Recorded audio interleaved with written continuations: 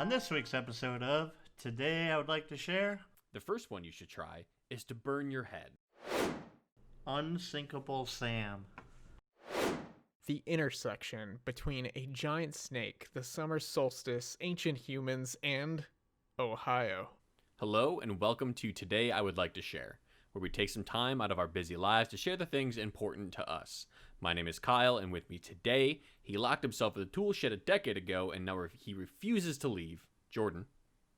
You know, it takes a lot of dedication to be the biggest tool in the world. I'm sure it takes up all of your time. And also, it's been a while, but I think I've finally proven he is a zombie. Andrew. What gave it away? I mean, was it that most of my arm is missing, or is it just the smell? It's actually the green tint to your skin. Oh, okay. I kind of thought I was passing myself off as like, I don't know, maybe Jaundice, Irish or jaundice. What? Or... Irish don't just have green skin, my dude. Oh, I've never been there. I don't know. Oh, fair Wait, point. have you Yeah, been neither there, have I. Kyle? No, I haven't. So you don't know either. Yeah. Good point. Well, anyway, what's up with you guys? It's a weird just- question to ask because we've been talking like every day. Yeah. I've just been out, shaking hands, high-fiving, meeting people. Just, generally being a good American, right? Right. No, I've been at my house, isolated, doing nothing. I have been working, but now my store's closing down until further notice, so it's simultaneously cool and kind of spooky, but it's whatever. I have been and will forever be working the same amount I've of also, hours. Yeah, still been working, but I've found that I have more time to just kind of stare into the empty void than I did before. I started getting into Warhammer 40K miniatures, and I think I've spent somewhere around $200 to $300 on them. I don't know if you guys just watched me in the camera, but I just pulled out a huge long amber hair from my I beard. saw that. Very nice. That was impressive. But yeah. Yeah, Warhammer's a expensive hobby. That's why Yeah. I've never gotten into it. But it's fun, so no complaints. It's just I caught a bug, and now it's dangerous. So Well, now you have a lot of time to paint them all. yeah, exactly. I just painted that. 2 today. Hell yeah. I'm still waiting on some materials here to make a DIY dip, but yeah, I'm excited about it. But I mean, with all that out of the way, y'all want to jump into it? I'd You love to know. have some things shared with me, that's for sure. Awesome. It's been a long Well- time since I've had things shared with Yeah, me. that's for sure. So before we started recording, Andrew, you're telling me how you have such a bad headache, right? Well, it's probably the worst one I've ever had. Right. It feels Yeah. like a hot poker is just tickling my brain right now. Yeah, that's interesting because I have here a bunch of headache cures from ancient Whoa. times. Thank God. Yeah, it's like super convenient, right? This is perfect timing. So, why don't you go gather all the sharp and hot objects in your apartment because you're going to be kind of surprised by some of these. But Oh. the first one you should try is to burn your head. Wow. So Yeah. Aratus of Cappadocia, who is an ancient Greek philosopher, said that you should take a hot iron or whatever they had, some pokers, and then burn your scalp down to the muscle. You shouldn't burn the muscle because if you do, then it's gonna cause some cramping and make the headache worse. But burn it all the way down to the muscle. And if you're gonna burn down to the bone, you should do it somewhere without muscle, just so you don't hurt it. So, What? yeah, why don't you go ahead and try that right now? Oh, no? Okay, cool. I'm but gonna yeah. skip out on that one. But this philosopher also said that shaving your head, which is good for your head anyway. I don't understand why that'd be good for your head, but it's whatever. So yeah, burning your head. The second of which is you should place a dead mole on your head Oh. because honestly, I read through this bit on the website I was reading, and I don't get it. I don't get it at all.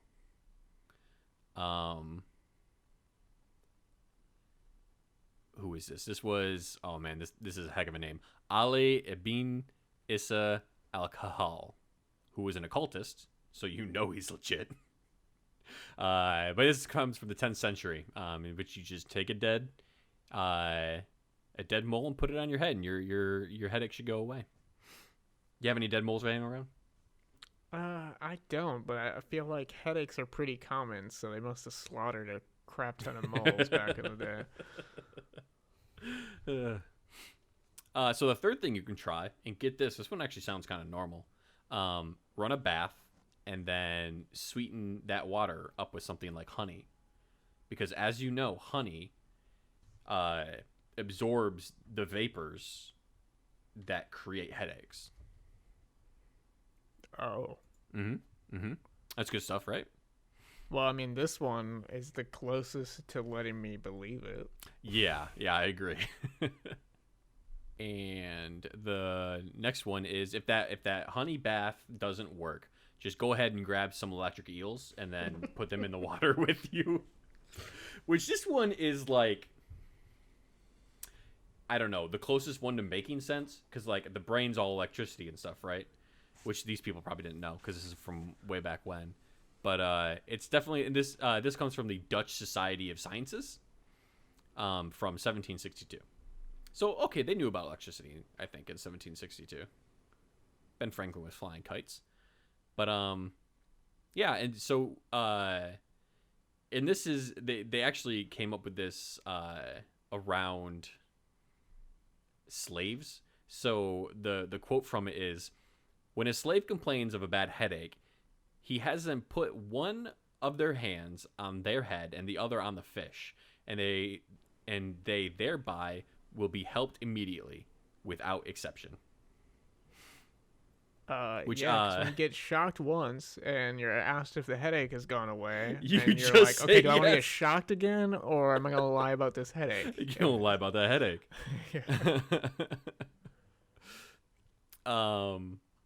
But yeah, if electricity doesn't do it for you, the last thing you can do is tree panning, which I didn't really know what tree panning was when I looked this up. So to trepan is a verb which means to perforate a person's skull with a tree pan.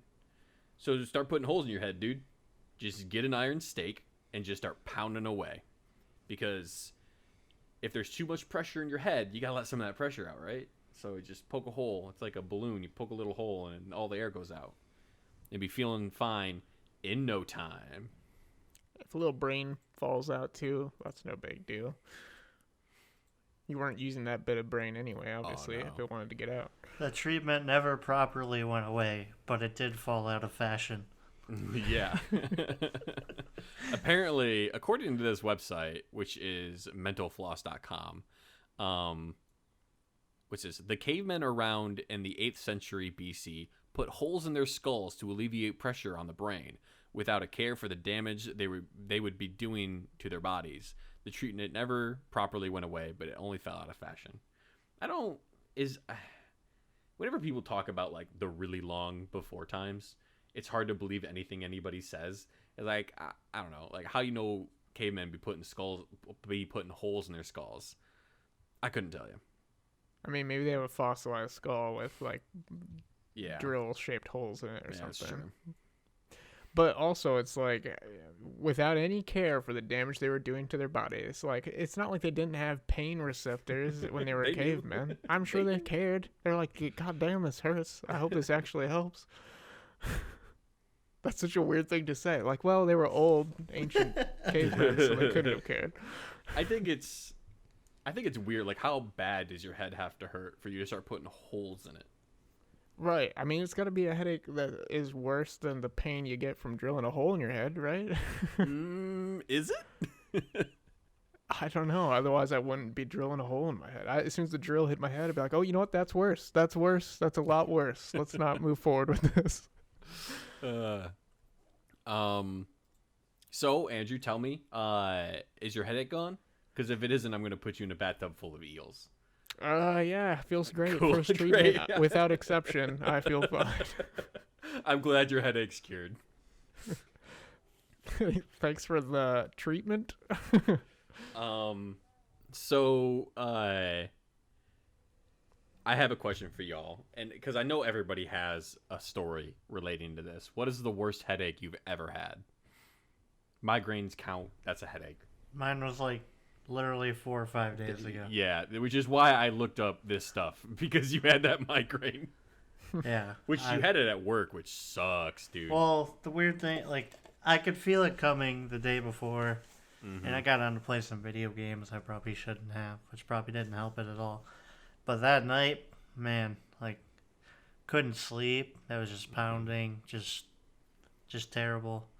Eventually, I took some painkillers and kind of fell asleep after a little while, but then it was kind of just lingering, like, most of the day the next day, and then it kind of just went away. But it lasted probably about, I don't know, 14 hours, and then it was still there, like, lingering for a couple of days, but obviously it's better now. It's not there anymore. the post migraine headache, those things suck.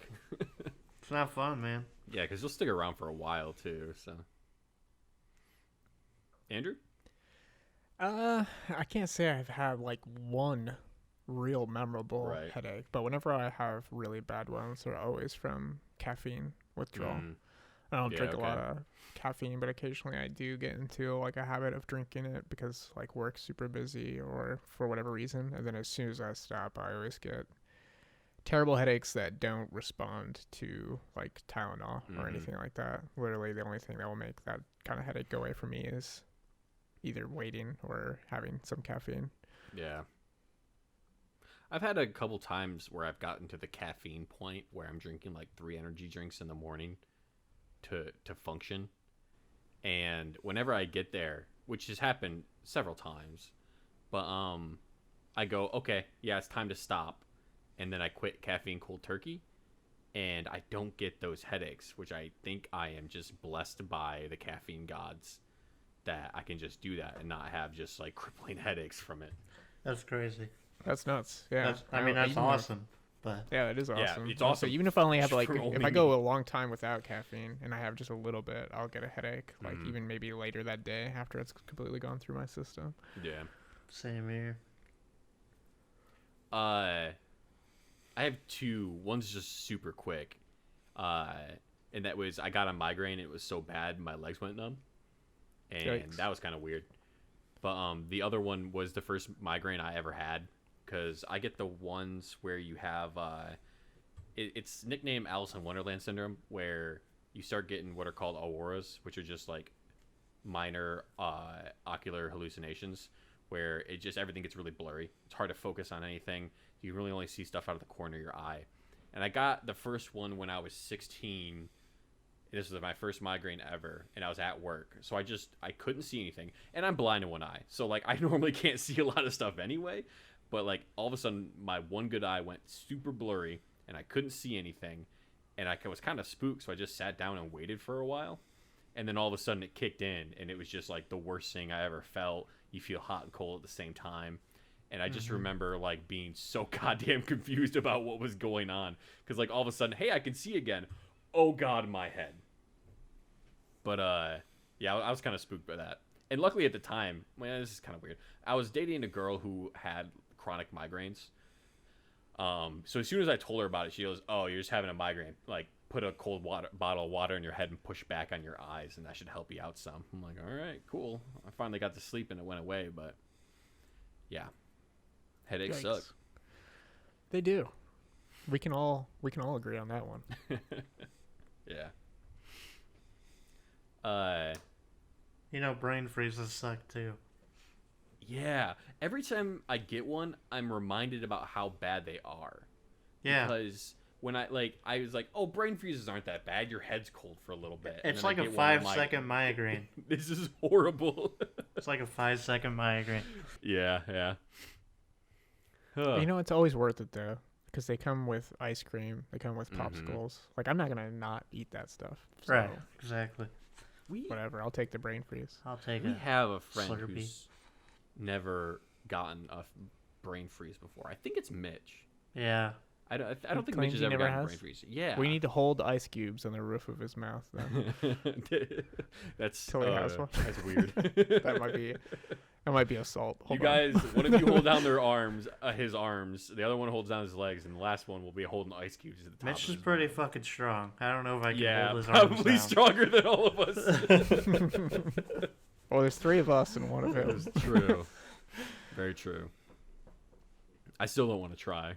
No, I'm pretty sure that's assault. So, well, Oh man, that leave just that one to reminded the me criminals.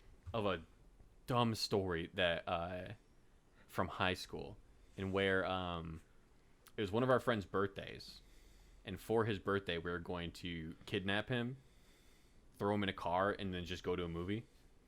So we got like black pillowcases, some rope, and we were stupid enough to kind of spread it around school a little bit. So it actually eventually got to him. So he was already like waiting for us when we got there. So we didn't actually end up doing it. But we even called his mom and asked her if it was okay if we hogtied her son and threw him in a van and took him away. And she's like, "Oh yeah, sure, no problem." It's like, "All right, cool, thanks." But yeah, unfortunately, it never happened. But trying to overpower Mitch, because Mitch was one of the people. It was me, Mitch, and Mitch's brother, and we were trying to kidnap Matt, though the one that's our age. Nice. You know, I always think like, and this is just, intrusive thoughts, that morbid stuff that comes into your mind. But it's like, what if you do this elaborate prank where you kidnap somebody and there's an accident where like something happens to him? How do you explain to the cops that you like hog-tied this guy, put a pillowcase over his head, and it was just a prank? No, bro, it's just a prank. I know what this looks like, but This looks like a premeditated murder, but it's probably just a prank, right? And your friend who you kidnapped would probably be pissed off to the point where he'd be like, "Yeah, I don't know these people." yeah. Oh yeah. So yeah, that's your ancient headache cure. Wow. Thanks for sharing, Kyle. Yeah. Thanks. Yeah. Always happy Feel to better share. already. I'll keep those in mind next time. I'll let you know how they go.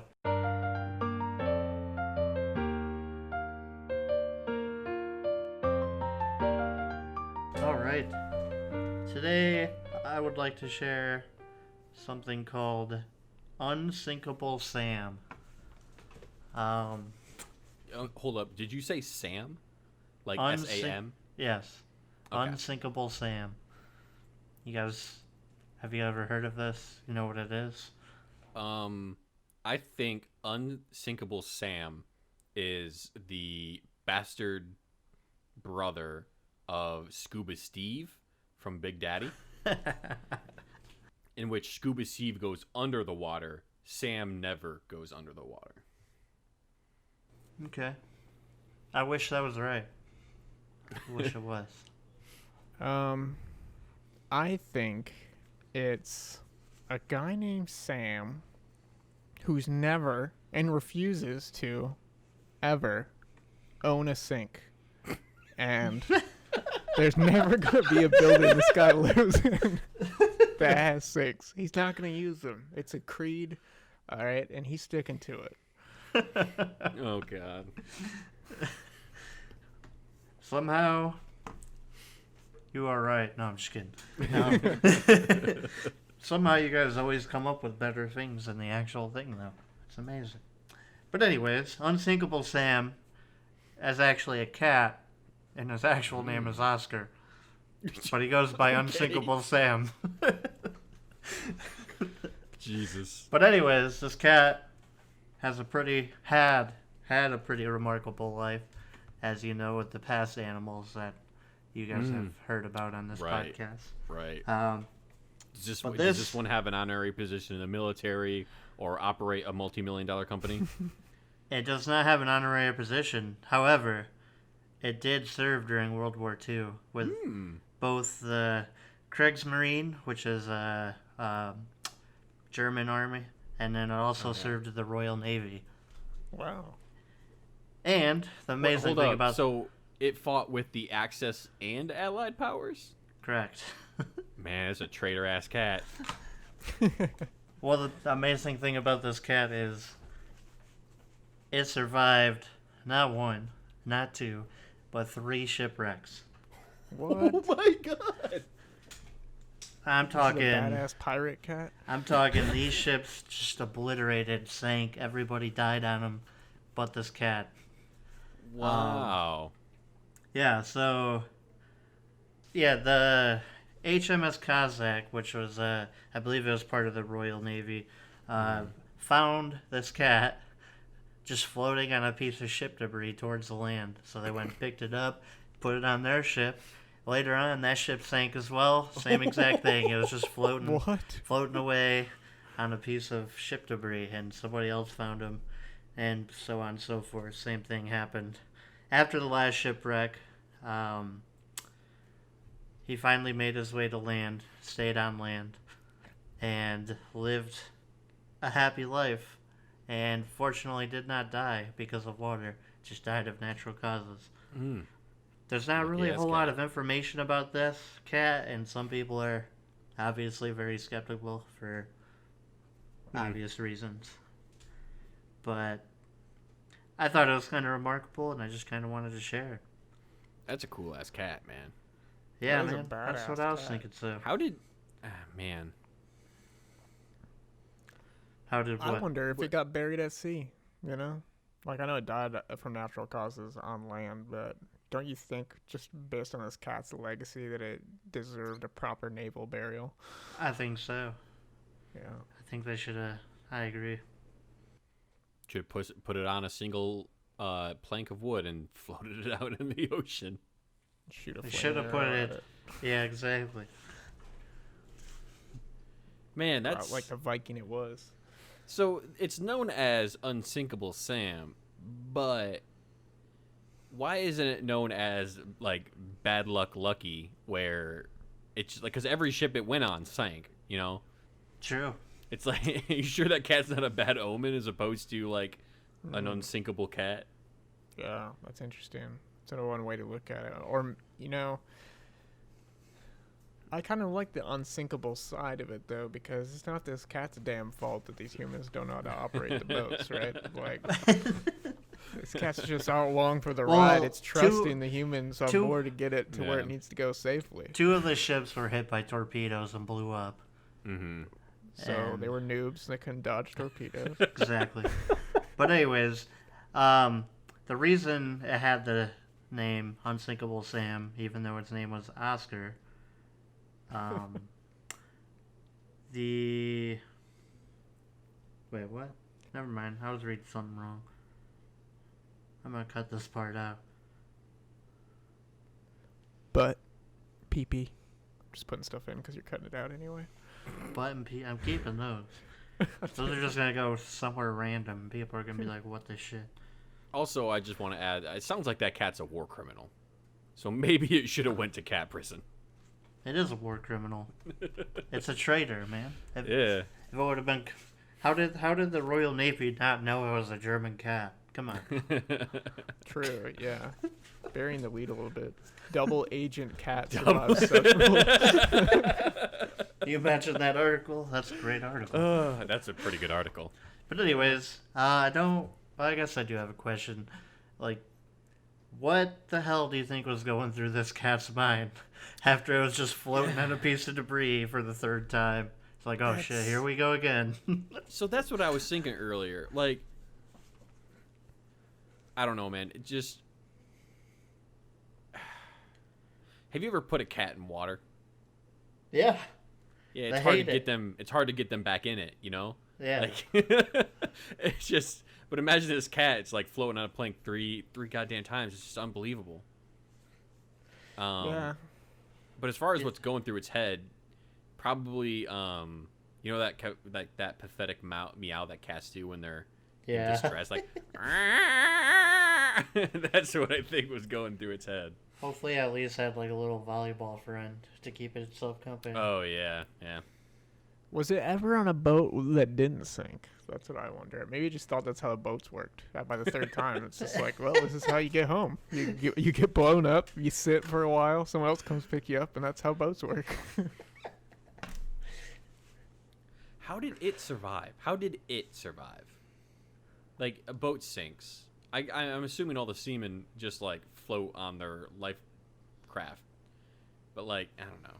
That's broken pieces of ship that's floating, or debris, or just paddled like a cat's never paddled before.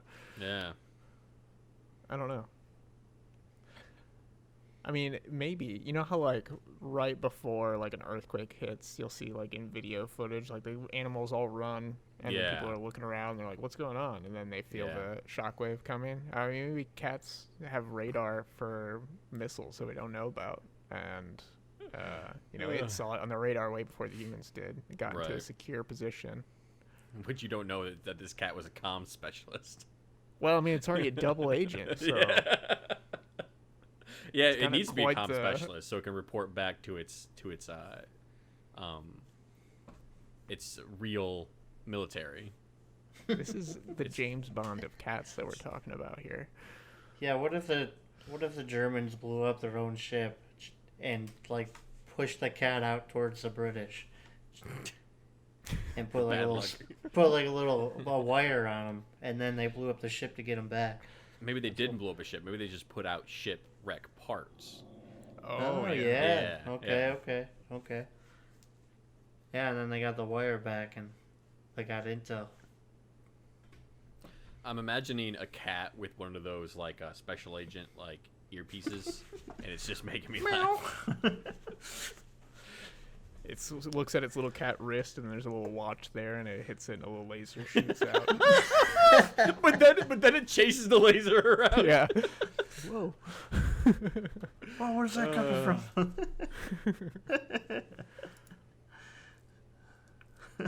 Man. But anyways, that's Unsinkable Sam. Oh, that's awesome. Hold up. I just googled special agent cat, and this is the picture I found. That's funny. It's an FBI badge with a cat picture on it and a cat behind it. Fun stuff. Come here, the cat. Secret agent. Come here, the cat. Well, anyway, thanks for sharing, man. That was cat-tacular. Thanks for listening. I didn't really know how to talk about it because there's not a lot of information, so I just threw it out there. we just made cat double agent puns, so we got there. We made it. We did it, boys. Cat double agents are the best. Yeah. And it works so well because cats fuck with you no matter what. So, like, how are you supposed to know that a cat is double agenting you or just being a dick? I feel like most cats are probably double agents, to be honest. The word for that is espionage. I forgot your cats are definitely double agents. Maybe. It makes sense. I mean, maybe cats can't be trusted to serve any higher, authority. They're just independent agents. I promise you I'll never serve under a cat. Oh, yo, I got my cat addicted to beef jerky yesterday. What? Yeah, I gave one of them some beef jerky, and it was just like it had a bite, and then it was just like, give me more, and it just started like trying to shove its head in the bag, and like I closed it, and then it just sat on top of it and like tried to claw it open, so I had to put it away in a cabinet. That's crazy. That cat, and it was just like doing the pathetic meow the whole time, like give me beef jerky. So you should sleep with one eye open. I think once it gets a taste of beef jerky, there's no telling what it'll do to get another. So we started calling him Beef Sasquatch. Cat. Good old Beef Cat.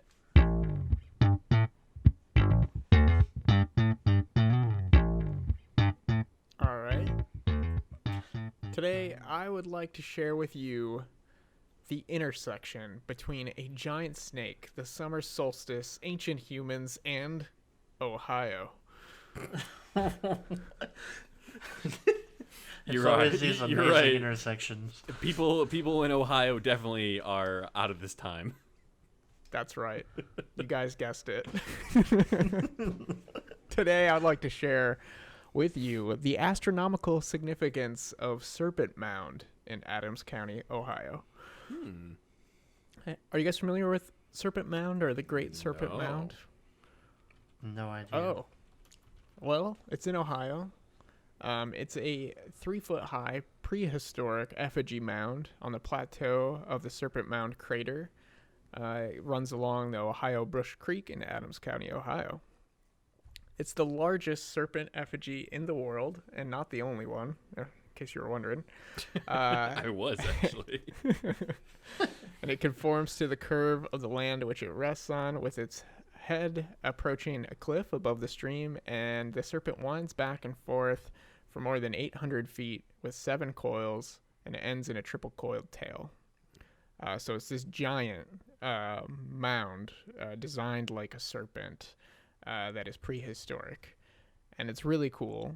Just in its own like nature, it is a cool structure, and it's interesting to look at. But there's also something even more significant about it than just the impressiveness of the design itself, and that is that the head of the serpent approaching the cliff is directly pointed at this niche in the hill on the horizon.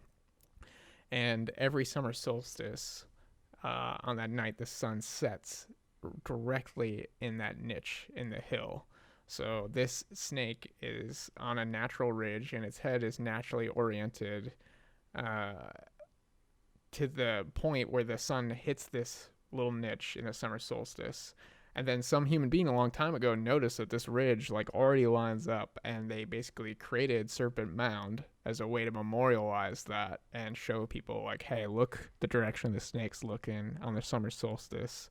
The sun will perfectly align with the earth in this little niche in the horizon. And this is where, sky meets earth. And it's just a really cool thing to think about. Like, these ancient humans had astronomical information, and they wanted to convey that in some way. There's some evidence that shows like some of the coils from the snake possibly also align with like some lunar solstice stuff. So it was like a way to just put that information down to pass it along to people. But then also just like there was already this natural phenomenon happening on this ridge that they wanted to memorialize. Like, this is a spot where you can see the summer solstice start and see the connection between what's above us to what's below. So I just think it's a really cool place. And it's also kind of like not the only example of this type of memorialization of, the summer solstice or, heaven and earth. Stonehenge is actually very similar. A lot of people wonder like why Stonehenge is built in the place that it is, and that's because there are 2 stones as part of the Stonehenge formation that have just always been there naturally, and it's Sarsen Stone 16 and the heel stone of Stonehenge. And on the summer solstice, if you stand at one and look at the other, it's basically a barrel pointing at the sun during the summer solstice. So it's a very similar thing where like ancient humans had seen this connection between sky and earth. That's awesome. Yeah. So, go ahead. I was gonna ask, like, well, how do they know it's the summer solstice? Like, how do they know that that's like the longest day of the year? And it's like, well, duh, because the shadow reached like a low point or a high point or whatever. But so I like that. That's not a very good question. But oh shoot, I forgot the second part of what I was gonna say. Doesn't matter. I just think I don't know. It is pretty amazing that like these people just pay attention enough, and they find like it's obviously an important date, right? Summer solstice marks the longest day of the year. So, and it's interesting that these people made monuments to it. Yeah. I mean, that's like, I think about the type of world these people are living in when they make this discovery. Like, the summer solstice is a more important, like, marker for measuring time than like January 1st would be, because there's like no significance to January 1st to these people. The significance part is like, how do we know that the cycle of Earth has reset? Oh, because we've come back to the longest day of the year. Days only get shorter from here, and then they'll get longer until we get back to here again. So that's how they measure time. And it kind of just shows you like it was more important back then to have this connection with like looking up at the sky and seeing the stars and mapping them out, because they told a story about time passing and they helped you keep track of what was going on locally.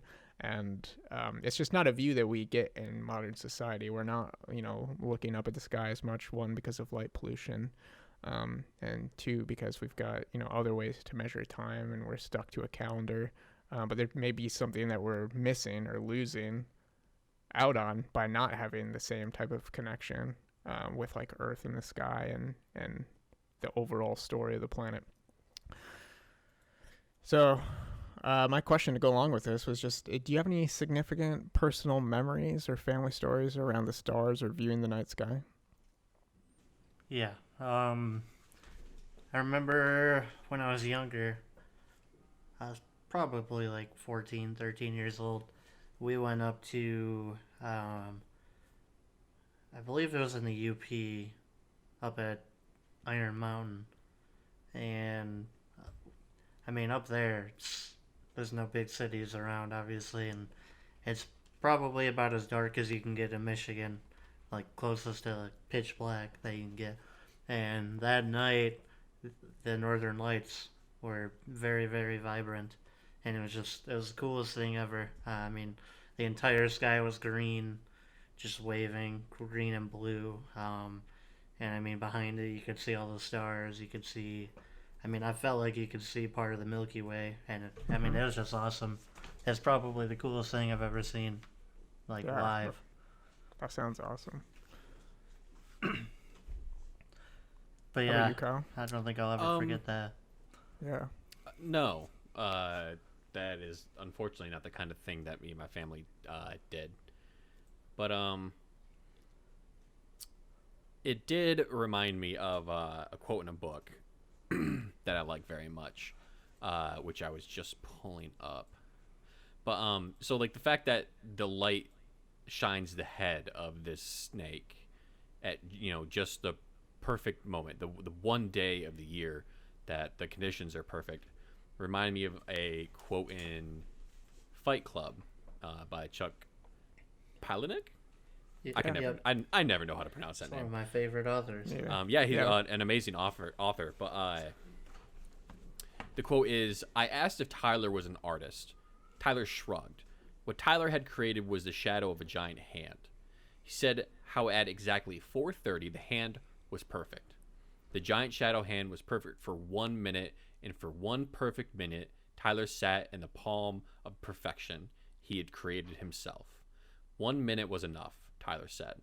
"A person had to work hard for it, but a minute of perfection was worth the effort. A moment was the most you could ever expect from perfection." And that quote always resonated with me. And as you can see, because you said this was prehistory, right? Like this There's monument. some argument on how old this is. Mm-hmm. It's prehistoric. There's like some people that say it was either, I can't remember the exact time periods, but there's two arguments going on where one says it's kind of old, the other one says it's significantly older. It seems like the one that says it's a bit older is probably right. It looks like potentially what happened was that it was a structure that was maintained over a long period of time, so there was like moments of restoration and rebuilding of it. But the people who built that obviously held respect for what this day meant, and the perfection was well worth the effort. You had this signifier in not only in a small way, like you could do this on a smaller scale, but this is such a grand scale for perfection. But just a minute of perfection, a moment of perfection is all you can really expect, and that kind of thing should be enough for us as humans. Because I know everybody wants their life to be perfect, but what exactly does that mean? What does a perfect life look like?